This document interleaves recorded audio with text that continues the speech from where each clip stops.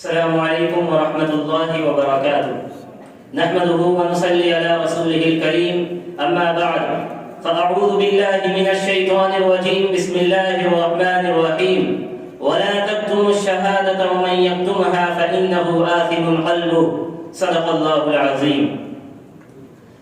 جلال بادشاہی ہو کہ جمہوری تماشا ہو، جلال بادشاہی ہو کہ جمہوری تماشا ہو، جدا ہو دین سیاست سے تو رہ جاتی ہے چنگیزی۔ محترم اساتذہ، معزز مہمانان عزام، صدر جلسہ اور عزیز ساتھیوں، آج کے اس مسابقتی پروگرام میں میری تقریر کا عنوان ہے ہندوستانی سیاست اور مسلم نوجوان۔ سامعین کرام، ایک وقت تھا جب پورے ہندوستان میں انگریزوں کی حکومت تھی، فرنگیوں کا راج تھا، لیکن آپ کو یہ جان کر حیرت ہوگی کہ اس وقت انگریزی حکومت کے شعبے میں مسلمانوں کی نمائندگی 30% تھی۔ لیکن حضرات گرامی قدر، آزادی ملے آج 75 سال گزر گئے، ان 75 سالوں میں مسلمانوں نے کیا ترقی کی ہے؟ یہ ایک اہم سوال ہے۔ اگر آپ اس کا جائزہ لیں گے تو معلوم ہوگا کہ انتہائی منصوبہ بند طریقے سے سیاست، معیشت، تعلیم اور ترقی کے ہر میدان سے مسلمانوں کو نکالتے سب سے نچلے درجے پر پہنچا دیا گیا۔ آج ملکی تجارت میں مسلمانوں کی نمائندگی نہ کے برابر ہے، اور اگر ہے بھی تو بڑی مشکل سے 2% ہے۔ آبادی میں آج مسلمان 25% سے زائد ہے، لیکن سیاست میں اس کی حصہ داری 2% ہے۔ میں حکومت سے پوچھنا چاہتا ہوں کہ کیا اسی غلامی اور افلاس و غربت کی خاطر ہمارے پرکھوں نے اس ملک کو آزاد کرایا تھا؟ کیا یہی صلہ ہے ہماری قربانیوں کا؟ کیا یہی بدلہ ہے ہماری وفاداری کا؟ حیرت تو یہ ہے کہ جس قوم نے اس ملک کو آزاد کرانے میں سب سے اہم رول ادا کیا تھا، اسی قوم کو آج دوسرے درجے کا شہری بنانے کی سازش رچی جا رہی ہے۔ اس کو اس ملک سے نکالنے کی خاطر اس کے نوجوانوں کو تہہ دیگ کیا جا رہا ہے۔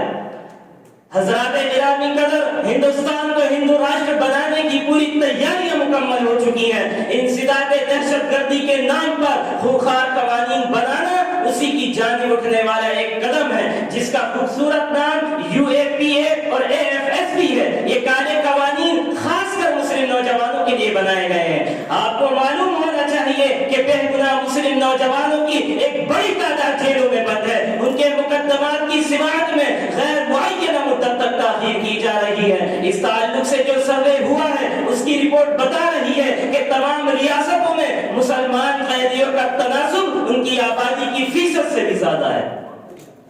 آج صورتحال یہ ہے کہ اکثریتی ریاستی حکومتیں مسلمانوں اور دیگر مذہبی اقلیتوں کو ریزرویشن دینے کے لیے تیار نہیں ہے، جبکہ justice Ranganath Mishra commission report میں مسلم ریزرویشن کے تعلق سے سفارش کی گئی ہے، جس کو پارلیمنٹ میں پیش بھی کیا گیا، لیکن حکومت نے ان سفارشات پر عمل کرنے کے تعلق سے کوئی قدم نہیں اٹھایا۔ مسلمانوں کا المیہ یہ ہے کہ کوئی سیاسی پارٹی مسلم ریزرویشن معاملے میں دلچسپی نہیں رکھتی، جس کا نتیجہ ہے کہ اس مسئلے پر پارلیمنٹ میں آج تک کوئی سنجیدہ بحث نہیں کی گئی۔ محترم حضرات، ضرورت اس بات کی ہے کہ مسلم ریزرویشن کو زندہ اور برقرار رکھا جائے، مختلف ریاستوں میں عوام کو متحرک کیا جائے اور آنے والے لوک سبھا الیکشن کے دوران اس مسئلے کو اہمیت دے کر سامنے رکھا جائے۔ آپ کو معلوم ہونا چاہیے کہ ہندوستان میں مسلمانوں کی آبادی کم و بیش 30 کروڑ ہے۔ انڈونیشیا کے بعد پوری دنیا میں سب سے بڑی مسلم آبادی ہے، لیکن اس تعداد کے باوجود یہاں مسلمان تعلیم، اقتصاد، ملازمت، سیکیورٹی اور تحفظ کے تمام شعبوں میں ہر قوم سے پچھڑے ہیں۔ گوپال سنگھ کمیشن رپورٹ 1980 کے مطابق ملازمت اور نوکری میں مسلمانوں کی نمائندگی برائے نام ہے۔ سچر کمیٹی رپورٹ کے مطابق معیشت اور تعلیم میں مسلمانوں کا حصہ 0 کے قریب ہے۔ مسلمانوں کے لیے اگر کبھی سرکاری سہولت اور رعایتوں کا اعلان بھی ہوتا ہے تو وہ سہولتیں اور رعایتیں محض کاغذی حد تک محدود ہوتی ہیں۔ برادران ملت اسلامیہ، آپ اس حقیقت کو جان لیجئے کہ یہ ملک جسے آپ نے اپنا سب کچھ قربان کر کے آزاد کرایا تھا، جس کی خاطر لاکھوں بچے یتیم، ہزاروں عورتیں بیوہ بنی تھی، سال 2 سال نہیں بلکہ 150 سے 200 سال تک خون کی ندیاں بہتی رہی تھی، جس ملک کی خاطر 57,000 علماء نے اپنی گردن کٹا دی، آزادی ملے آج ہندوستان کو 75 سال کا زمانہ گزر گیا۔ اس طویل عرصے میں ہم نے کیا کھویا؟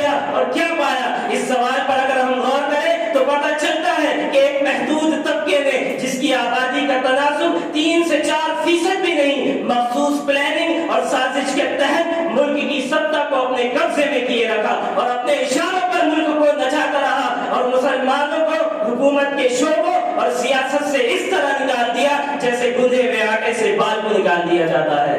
آج مسلمان ہندوستان کی سب سے پچھڑی ہوئی قوم بن گئی، جس کا نتیجہ ہے کہ آج مسلمانوں کے پاس نہ سیاست ہے، نہ تجارت ہے، نہ ملازمت ہے، نہ تعلیم، لیکن اس پر بھی ان دشمنوں کو صبر نہیں، وہ صفحے ہستی سے مسلمانوں کے وجود کو مٹانا چاہتے ہیں، جس کی خاطر انہوں نے مسلم نوجوانوں کو نشانہ بنا رکھا ہے اور وہ لگاتار مسلم نوجوانوں کو مختلف طریقے سے تحریک کرنے کی ہر ممکن کوشش کر رہے ہیں۔ حضرات، یہ ہے ہندوستانی سیاست میں مسلم نوجوانوں کی حیثیت۔ آئیے میں آپ کو اس حقیقت سے بھی آگاہ کرتا چلوں کہ اس ظلم و ستم کا نشانہ صرف مسلمان ہی نہیں بلکہ ہر وہ قوم ہے جس کا تعلق اقلیت سے ہے، جس کا تعلق چھوٹی ذات سے ہے۔ آج ملک کے کونے کونے میں آدیواسیوں پر ظلم ہوتا ہے، دلتوں پر ظلم ہوتا ہے، دبے کچلے لوگوں پر ظلم ہوتا ہے۔ میں حکومت سے جاننا چاہتا ہوں، حکومت کے نمائندوں سے پوچھنا چاہتا ہوں کہ اے سطح پر قبضہ کرنے والوں، بتاؤ انگریزوں کی غلامی اچھی تھی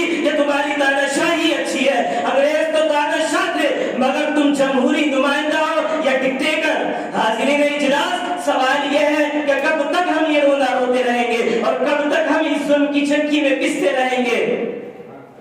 وقت کی پکار اور موجودہ حالات کا تقاضا ہے کہ 70% ہندوستانی مذہب و مسلک سے اوپر اٹھ کر، ذات پات سے اوپر اٹھ کر، اونچ نیچ سے اوپر اٹھ کر بحیثیت ہندوستانی ایک پلیٹ فارم پر آ جائے، جن کا مقصد صرف یہ ہو کہ ہندوستان کی غریبی دور ہو جائے، ہندوستان کی مفلسی دور ہو جائے، لوگ غریبی سے نجات حاصل کر لے، عدل و انصاف کو فروغ دیا جائے، جس کے نتیجے میں پورے ملک کے اندر امن و سلامتی کا ماحول پیدا ہو جائے۔ حضرات گرامی قدر، اگر اب بھی ہم بیدار نہیں ہوئے اور ملکی حالت بدلنے کے لیے متحد ہو کر ایک پلیٹ فارم پر جمع نہیں ہوئے تو آنے والا مستقبل اور 2024 کا آنے والا لوک سبھا الیکشن ہماری تباہی کا پیغام اور ہماری بربادی کا اعلان ہوگا۔